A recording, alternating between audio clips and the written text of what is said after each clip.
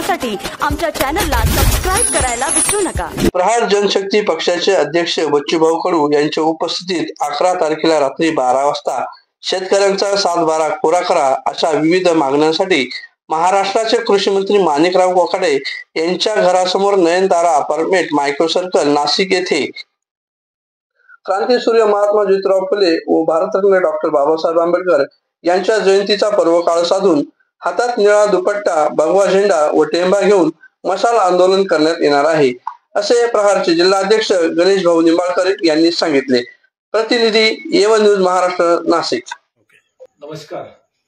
आताच डिसेंबरच्या दरम्यान विधानसभा निवडणुकीच्या वेळे आत्ताचे विद्यमान मुख्यमंत्री, तेव्हाचे जबाबदार आणि माजी मुख्यमंत्री आणि स्टार प्रचारक चांदवडच्या भूमीत येऊन शेतकऱ्यांच्या वतीनं शेतकऱ्यांच्यासाठी असं सरकार म्हणून बोलले की आम्ही 7/12 कोरा कोरा कोरा आणि शेतकऱ्यांची कर्जमाफी करू। अभिवचन देऊन इथनं गेले। दरवेळेस अशाच पद्धतीचे डाव करून ही लोक सरकारात येतात।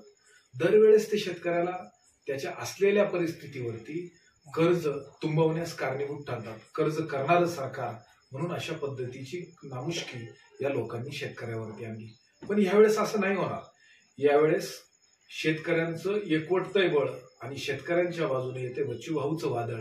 त्यामुळं येत्या 11 तारखेला क्रांतीसूर्य महात्मा ज्योतिबा फुले यांच्या जयंतीचं औचित्य साधून या क्रांतीची विचारांची मशाल घेऊन बच्चूभाऊ नाशकामध्ये नयनतारा अपार्टमेंट, जे मायक्रो सर्कलच्या जवळ आहे, नाशिकच्या मध्यवर्ती एकंदरीत असलेल्या या विभागात जिथं कृषी मंत्री दस्तूरखुद्द माणिकराव कोकाटे निवासास आहेत, त्यांच्या निवासावरती जाऊन हाती मशाल घेऊन आमच्या त्या असलेल्या त्या कर्जमाफीच्या संदर्भात जे उद्गार मुख्यमंत्री देवेंद्र फडणवीस यांनी या चांदवडच्या भूमीत काढले, महाराष्ट्राच्या भूमीमध्ये शेतकऱ्यांच्या समोर जाऊन काढले, त्याची आठवण करून देण्यासाठी, ती असलेली शेतकऱ्यांची बिदागी शेतकऱ्यांच्या पदरात पाडण्यासाठी बच्चूभाऊ स्वतः आंदोलनाचे रूप घेऊन त्या ठिकाणी नाशकात येत आहे।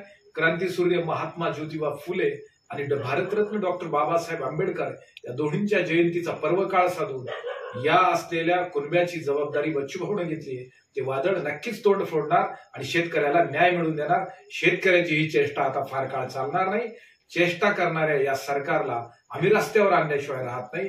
हा इशारा प्रहार जनशक्ती पक्ष नाशिक जिल्ह्याच्या वतीनं तथा संपूर्ण महाराष्ट्रभर हे आंदोलन करून सरकारला मिळेलच। एवढ्यावरही नाही झालं तर पुढचंही पाऊल टाकू। पण तुर्तास आम्ही नाशकात नयनतारा अपार्टमेंट मायक्रो सर्कलच्या जवळ कृषी मंत्र्यांच्या घरी रात्री 12 वाजता 11 एप्रिलला मशाल घेऊन येतोय जाग करण्यासाठी सरकारला। चला सोबत जाऊया नाशिकला।